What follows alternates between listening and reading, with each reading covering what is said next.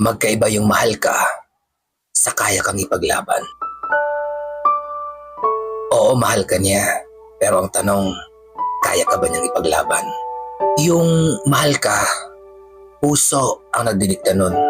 More on emotion. Pero yung ipaglalaban ka, isip ang nagdidikta nun. More on decision. Mahal ka niya. Hindi niya yung choice. Basta na lang tumibok yung puso niya para sa'yo. Pero sa tanong na kung ipaglalaban ka ba niya, choice niya yon. Marami siyang factors na dapat niyang i-consider bago siya makapagdesisyon kung kaya ka ba niya ipaglaban sa mundo. May mga pagkakataong mararamdaman mo na mahal ka talaga ng isang tao.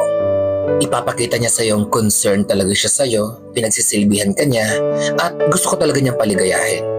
At may mga pagkakataon pang ipaparamdam niya sa'yo na gusto ko talaga niyang makasama habang buhay. Ramdam mo lahat yun. Ramdam mong mahal ka niya. Pero dahil sa mga sitwasyong hindi niyo pareho kontrolado, yung pagmamahal niya, hanggang dun na lang yun. It's either hindi ka niya kayang piliin na makasama habang buhay dahil nakatali na siya, o kaya naman ang relasyon niyo ay mali sa mata ng lipunan. O kaya naman, mas may future ang anak niya kapag pinili niya yung isa.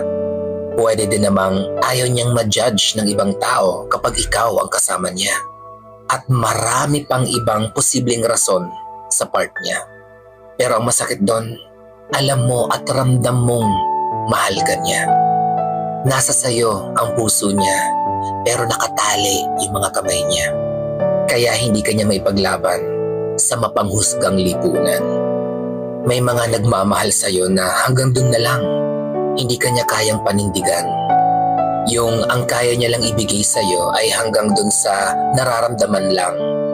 Pero hindi ka kayang piliin at magstay ng pangmatagalan. Kaya kung pipili ka na makasama sa buhay, hindi sapat na mahal ka lang niya.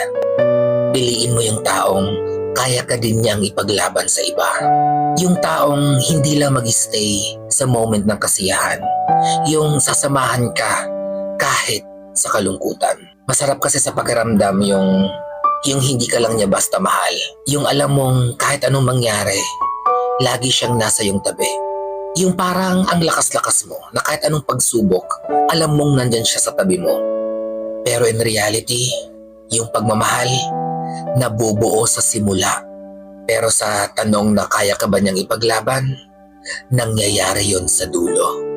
Kaya pag mahal ka niya, it will complete you. Pero sa tanong na ipaglalaban ka ba niya, it will break you.